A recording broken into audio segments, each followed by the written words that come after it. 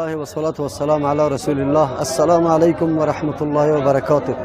به همه شنونده ها و بینندگان گرامی و همه مسلمان هایی که در هر گوشه دنیا زندگی دارند، از همه اولتر عید پرمیمنت سعید اضحی را برایشان تبریک میگم.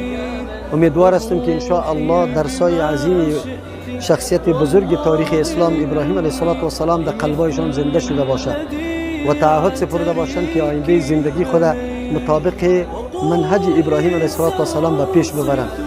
در هر گوشه دنیایی که زندگی داره الله سبحانه و تعالی توفیق طاعت و عبادت درست برای همه تان نصیب بگردانه و روزهای خوش و خندان الله برای تان پیش بیاره و از همه آفات و بلیات و مصیبت ها الله همه تان نگاه کنه. برای همه تان عید مبارک باشه. تقبل الله منا و منکم صالح الاعمال. جزاكم الله خیر. من البهو همت رياح هباء فطار القصيد يحاكي الهوى رياح السموم.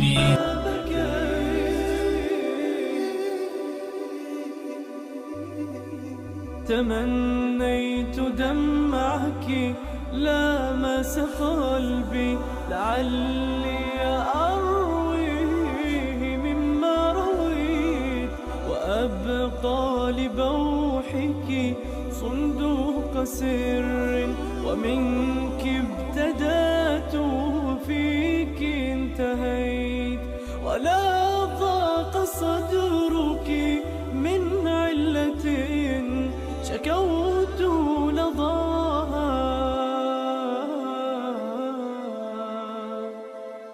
ومنها اكتواني. على نهج الرسول لنا مسير وعند الله للساعي مصير.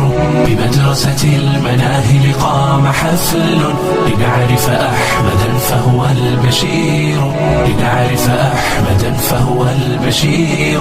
فكم قدمت يا خير البرايا نسائم حكمة ولها عبير. كتبت على جدار الخلد اسما تلألأ بالسنا فهو المنير تلألأ بالسنا فهو المنير. الرسول لنا مسير وعند الله للساعي مصير.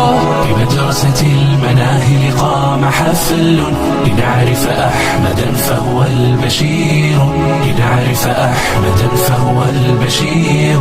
شغلنا عن طريقك يا حبيبا على نهج الرسول لنا مسير وعند الله للساعي مصير.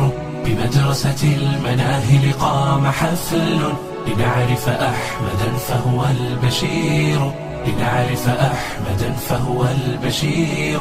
فكم قدمت يا خير البرايا نسائم حكمة ولها عبير. كتبت على جدار الخلد اسما تلألأ بالسنا فهو المنير تلألأ بالسنا فهو المنير. الرسول لنا مسير وعند الله للساعي مصير. بمدرسة المناهل قام حفل لنعرف أحمدا فهو البشير لنعرف أحمدا فهو البشير. شغلنا عن طريقك يا حبيبا فسيل الضيم في دمنا غزير. فعذرا ثم عذرا يا عظيما وصدق العذر يقبله الكبير.